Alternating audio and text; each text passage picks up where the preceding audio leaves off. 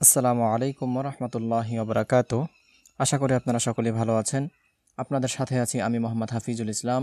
আমরা গত পর্বে পজিশনাল সংখ্যা পদ্ধতি এবং নন পজিশনাল সংখ্যা পদ্ধতি কাকে বলে তা আমরা শিখেছিলাম। পজিশনাল সংখ্যা পদ্ধতি 4 প্রকার: দশমিক সংখ্যা পদ্ধতি, অক্টাল সংখ্যা পদ্ধতি, বাইনারি সংখ্যা পদ্ধতি, হেক্সাডেসিমাল সংখ্যা পদ্ধতি। আজকে আমরা শিখব এই 4 প্রকার সংখ্যা পদ্ধতি কিভাবে গণনা করতে হয় এবং সহজ কিছু কৌশল আমরা শিখব ইনশাআল্লাহ। আমি আপনাদেরকে সহজভাবে বোঝানোর জন্য আমি একটি টেবিল তৈরি করেছি। এখানে আমি 4টি কলামে 4টি সংখ্যা পদ্ধতির নাম লিখেছি। আমি প্রথমে যদি যাই দশমিক সংখ্যা পদ্ধতি। এই দশমিক সংখ্যা পদ্ধতি হচ্ছে আমরা ছোটকাল থেকে এই পর্যন্ত যেই সংখ্যা পদ্ধতি অর্থাৎ যেই নিয়মে আমরা হিসাব নিকাশ করেছি বা যেই সংখ্যা আমরা শিখেছি তাকে বলা হয় দশমিক সংখ্যা পদ্ধতি বা ডেসিমাল নাম্বার সিস্টেম। এই সংখ্যা পদ্ধতি আমরা শিখেছি 0 থেকে, যেমন 0, 1, 2, 3, 4, 5, 6, 7, 8, 9 পর্যন্ত।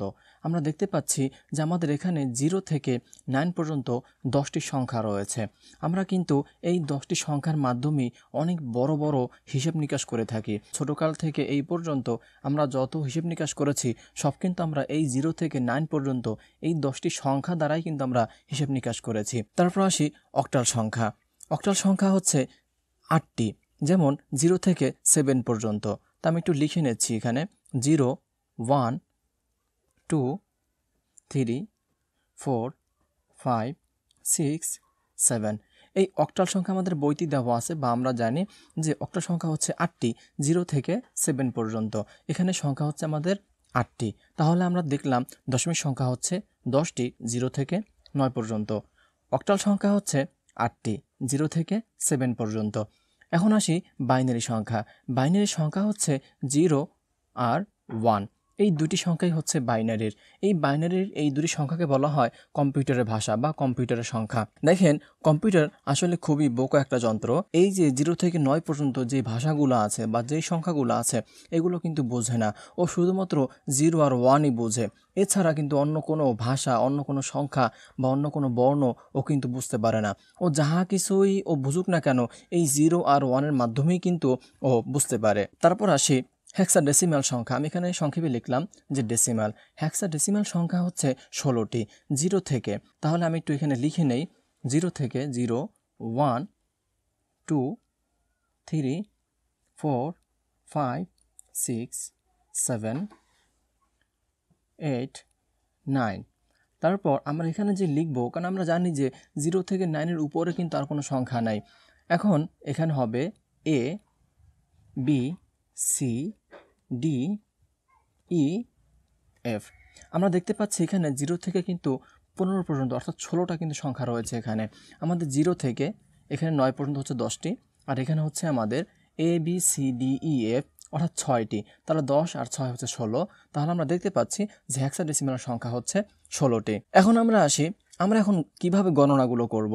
আমি যদি প্রথমেই আসি এই ডেসিমাল সংখ্যা পদ্ধতির জায়গায়, যে আমার এখানে 9 পর্যন্ত আছে। এখন আমরা তো এটা মুখস্থই জানি যে 9-এর পরে হবে 10, 10-এর পর হবে 11, 11-এর পর হবে 12। ছোট্ট একটা কৌশল শিখব, যে কৌশলের মাধ্যমে আমরা খুব সহজভাবে যে কোনো সংখ্যা পদ্ধতি আমরা গণনা করতে পারবো। তাহলে এখন আমি যদি 9কে বলি যে 9 তুমি বেড়ে যাও, 9 বলতেছে ভাই আমি তো বাড়তে পারি না। এখন তুমি যদি বাড়তে না পারো তাহলে তুমি 0 হয়ে যাও। তাহলে এই 9 কি করলো? ও যেহেতু বাড়তে পারে না, অর্থাৎ ওর থেকে বড় কোনো সংখ্যা নাই, এজন্য 9 করলো কি, ও 0 হয়ে গেল। এখন যেহেতু 0 হয়ে গেছে তাহলে ওর পাশে আমি একটা সহায়ক একটি 1 দিলাম।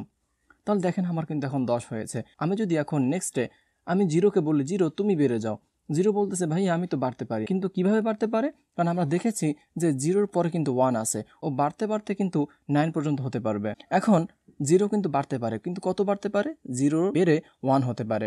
তাহলে আমরা কিন্তু এখন এখানে লিখতে পারি 1। এখন যেহেতু একটা সংখ্যা বাড়তে পারছে বা বাড়ছে, আমরা তার পরবর্তী অর্থাৎ বাম পাশে যে সংখ্যাগুলো আছে আমরা এগুলোকে আর বাড়াবো না। এখানে যেভাবে আছে আমরা এগুলোকে এভাবে লিখে যাব। তারপর আসে আমরা এখন যদি নেক্সটে যাই, তাহলে এখন যদি 1কে বলে 1 তুমি বেড়ে যাও, এখন 1 বলতেছে ভাই আমি তো বাড়তে পারি। এখন ও বেড়ে কত হতে পারে? ও কিন্তু 2 হতে পারে। তাহলে আমরা এখন লিখতে পারি এখানে যে 1 বেড়ে 2 হতে পেরেছে। তারপর এখানে যেভাবে আছে আমরা কিন্তু এটাকে এভাবেই রেখে দিব। তারপর নেক্সটে আবার যাই যে 2 তুমি বাড়তে পারো, হ্যাঁ বাড়তে পারি, 3 হতে পারে 1। তাহলে আমি এভাবে প্রত্যেকটাকে বাড়াই দিচ্ছি।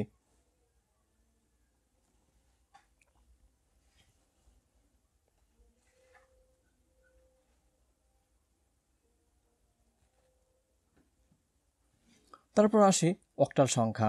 এখন আমার অক্টাল সংখ্যা আছে 0 থেকে 7 পর্যন্ত। তাহলে এই 0 থেকে 7 পর্যন্ত কিন্তু আমার অক্টাল সংখ্যা। এখানে কিন্তু মোট 8টি সংখ্যা রয়েছে।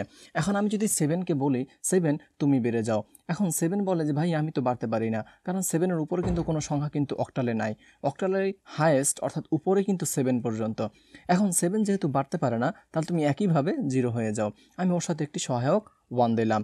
এখন 0কে বলে 0 তুমি বেড়ে যাও, 0 কিন্তু বাড়তে পারে, 0 বেড়ে কিন্তু এখন এখানে 1 হতে পারে, কারণ এই অক্টাল সংখ্যাতে বাড়তে বাড়তে 7 পর্যন্ত কিন্তু হতে পারবে, তার থেকে বেশি কিন্তু হতে পারবে না। বাম পাশে যেরকম আছে আমি ওইটাকে এখানে নামিয়ে দেব। তারপর 1কে বলি 1 তুমি বেড়ে যাও, 1 বাড়তে পারে, তাহলে 1 ঠিক থাকবে। এভাবে করতে করতে আমার 17 পর্যন্ত বাড়বে। তারপর আমি এখানে এই নিচে লিখে নিই 16 হবে, এখানে 17 হবে এখানে। এখন যদি বলি যে 7 তুমি বেড়ে যাও, তাহলে 7 কিন্তু বাড়তে পারে না। তাহলে 7 যদি বাড়তে না পারে তাহলে তুমি 0 হয়ে যাও। এখন আমরা দেখব ওর পরবর্তী সংখ্যা কে আছে।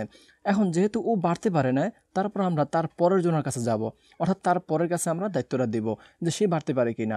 এখন 1-এ বলে 1 তুমি বেড়ে যাও, 1 বলতেছে যে আমি তো বাড়তে পারি, ও বেড়ে কিন্তু 2 হতে পারে। তাহলে এখন আমরা এখানে লিখব 2। এখন যদি 0কে বলি যে 0 তুমি বেড়ে যাও, তাহলে ও বাড়তে পারে, 1 হতে পারে, এই 2 কিন্তু তাহলে ঠিক থাকবে। অর্থাৎ আমরা যদি দেখতে পাই যে একটা বাড়তে পারছে, তাহলে আমরা ওইটাকে বাড়াবো এবং তারপরে অর্থাৎ বাম পাশে যেগুলো থাকবে ওগুলো অনুরূপ ওইভাবেই বসে যাবে।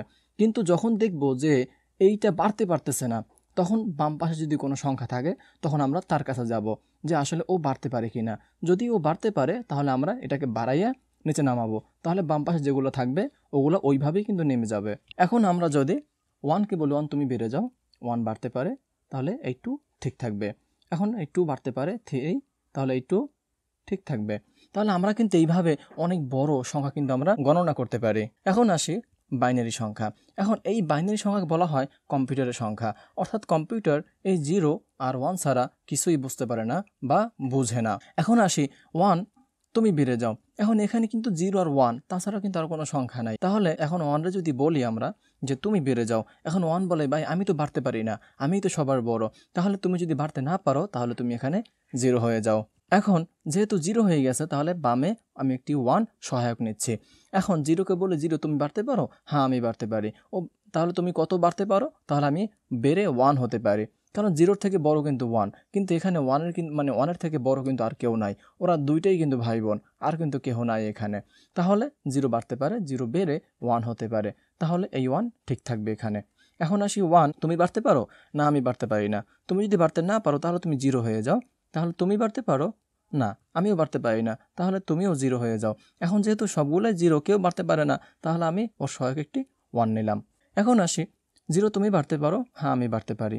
যদিও বাড়তে পারে, আমরা দেখতে পাচ্ছি যে এখানে প্রথমটাই কিন্তু বাড়তে পারছে। যদি বাড়তে পারে তাহলে আমরা পরবর্তীতে কাউকে বাড়াবো না, যেভাবে আছে আমরা কিন্তু ওইভাবেই কিন্তু রেখে দেব। তাহলে 0 এই 1। এখন আসি 1 তুমি বাড়তে পারো, না আমি বাড়তে পারি না, তাহলে তুমি 0 হয়ে যাও। 0 তুমি বাড়তে পারো, হ্যাঁ আমি বাড়তে পারি, তাহলে তুমি 1 হয়ে যাও। তাহলে এই 1 ঠিক থাকবে এখানে। তারপর আসি 0 তুমি বাড়তে পারো, হ্যাঁ আমি বাড়তে পারি। বাড়তে পারলে এখন বাকি যেগুলো আছে সবগুলো ঠিক থাকবে। এখন আসি এই 1 তুমি বাড়তে পারো, না আমি বাড়তে পারি না, তাহলে 0। তুমি বাড়তে পারো, ও পারে না, তাহলে ও 0।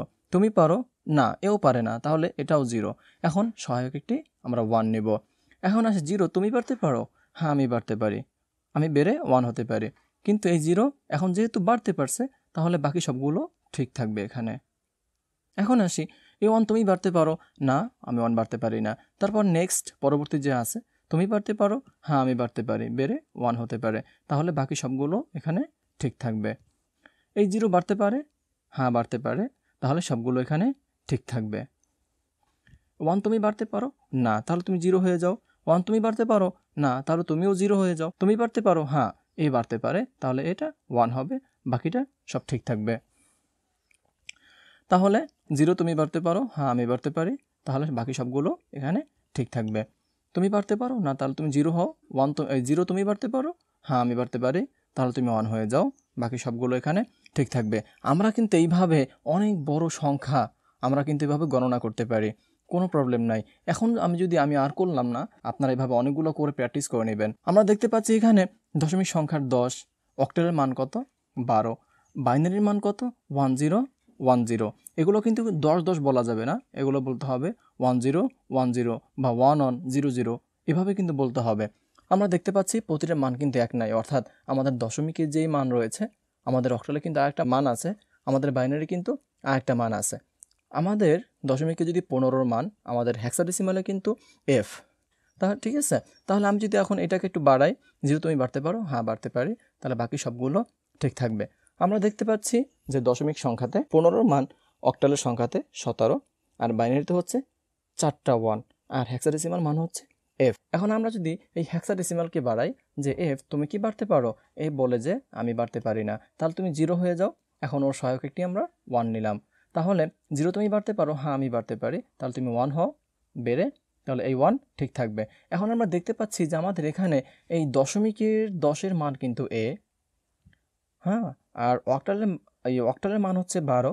যদি আবার আমরা একটু নিচের দিকে চলে যাই, যে 17-এর মান কিন্তু এখানে, অর্থাৎ দশমিকের 17, অক্টাল হচ্ছে 21, হেক্সাডেসিমাল হচ্ছে এখানে 11। তো এইভাবে আমরা কিন্তু এই 4টি যে সংখ্যা পদ্ধতি এখানে রয়েছে, আমরা এই সংখ্যা পদ্ধতিগুলো কিন্তু আমরা এইভাবে অনেক বড় সংখ্যা কিন্তু আমরা এখানে গণনা করতে পারবো এই সিস্টেমে। তো আপনারা এই 4টি সংখ্যা পদ্ধতি 20 পর্যন্ত হোক, আপনারা এগুলোকে এভাবে গণনা করে দেখবেন, তাহলে আপনাদের কাছে অনেকটাই ইজি হয়ে যাবে। তো আজকের ক্লাস এই পর্যন্তই থাকবে। আল্লাহ হাফেজ।